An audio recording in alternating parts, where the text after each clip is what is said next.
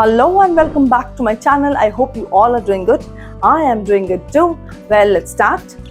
Before I start, let me tell you, this video is going to be divided into two parts. The first part will have the usage of a word which we regularly and commonly use, but we could have used and replaced that word rather with a very different one and with a very stylish and a polished English. Yes. What is that word? Can you guess? Well, I'll tell you. The word is very. Yes, you heard it right. It's V-E-R-Y, very. We have been using very in many sentences, isn't it? Very has been very commonly used rather. But can we not use and replace very with something really polished? For example, if I say the weather is very hot, yes, it's a hot weather. Oh my God, hot winds are blowing, very hot winds. Instead of saying very hot, we can just replace it with scorching, scalding, S-C-A-L-D-I-N-G or S-C-O-R-C-H-I-N-G, scorching weather. Yeah. Equally, opposite is cold. Hot, opposite is cold, and the weather is very cold. My God, it's so cold. What would be the replacement of very cold? It can be frigid. The weather is frigid. Icy. Yes, you can also replace it with the weather is icy. My God, icy cold. Now, if we say it's very big, my God, my friend has a very big house, you can say my friend has an enormous house. Wow, my friend has a very big house. Instead of that, an enormous house. I went to the zoo and saw a very big hippopotamus. You can say it. I went to the zoo and saw an enormous hippopotamus, or you can say I saw a gigantic hippopotamus. Yes, enormous, gigantic, both mean very, very big. Now, very small. Would you like to have a bite of the cake? Would you like to have a cake? Suppose I say no, but I have a wish to take a small bite. What can I say? Yeah, you can give me a very small bite. Instead of that, I can say, you can give me a minuscule bite. You can give me a minuscule bite, or microscopic. Very small means microscopic. But can we use the word microscopic with the cake? You can give me a microscopic. Doesn't sound good.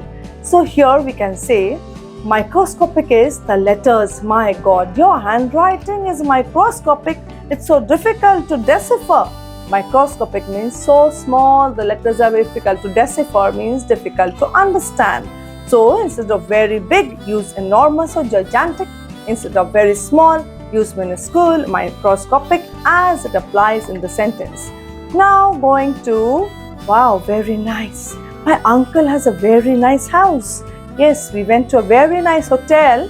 Instead of very nice, it can be fantastic. We went to a fantastic hotel.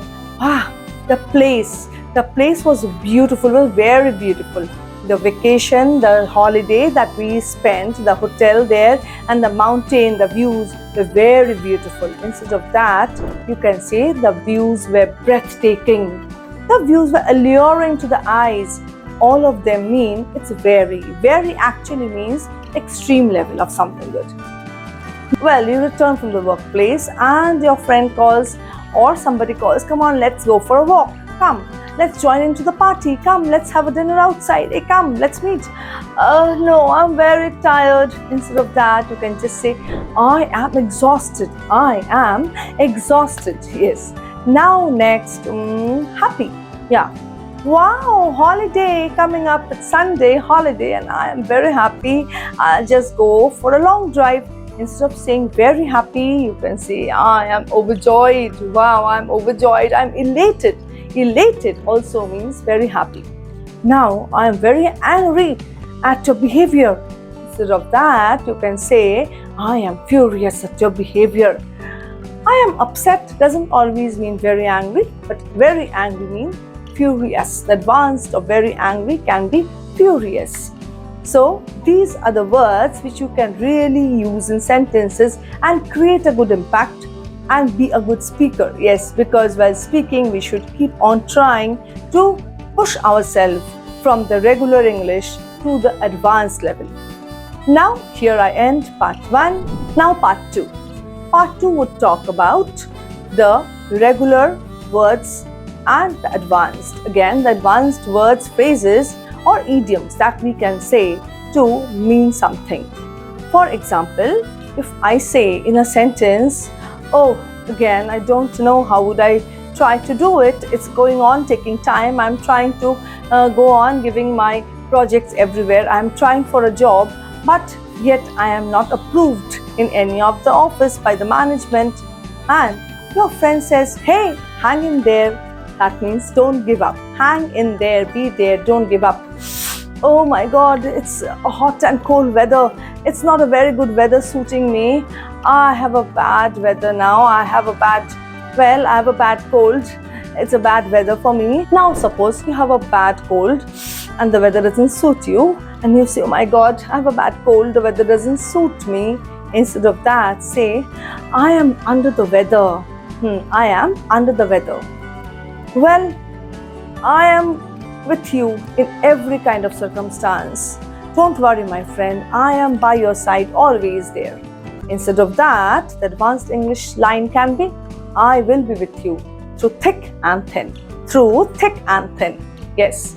Next comes, suppose you say, well, I don't understand. Why does he always behave so odd?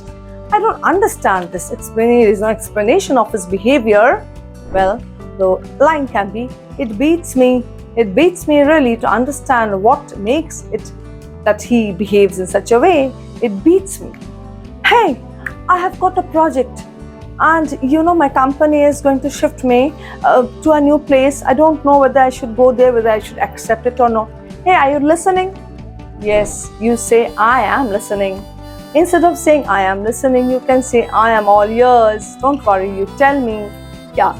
And tell me what to do. Please suggest, would I go to a new place? Would I take the assignment or no? Or should I say no? Take calculated risks. If you think it's a good opportunity, you should try. If you think it's risky, discuss. Take calculated risks. Instead of that, you can say, look before you leap. Look before you leap. Well, I'm just thinking of quitting this job and beginning a new one. Look before you leap. Okay. Next comes here that I'm feeling sleepy. Well, go and sleep. Come on, instead of go and sleep, you can just tell, hit the sack. Hit the sack.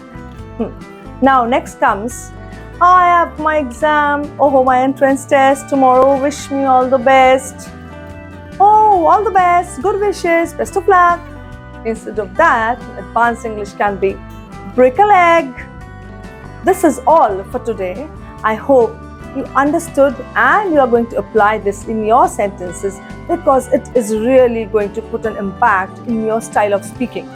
In case you are not familiar with these lines, start speaking to yourself in the mirror. Yes, start speaking in the mirror, then journaling. Write this down. Write down regular versus advanced. See how you speak it. See how you can use in sentences. See how you can make an impact on yourself first, and then thus you can easily impress everyone who are listening to you.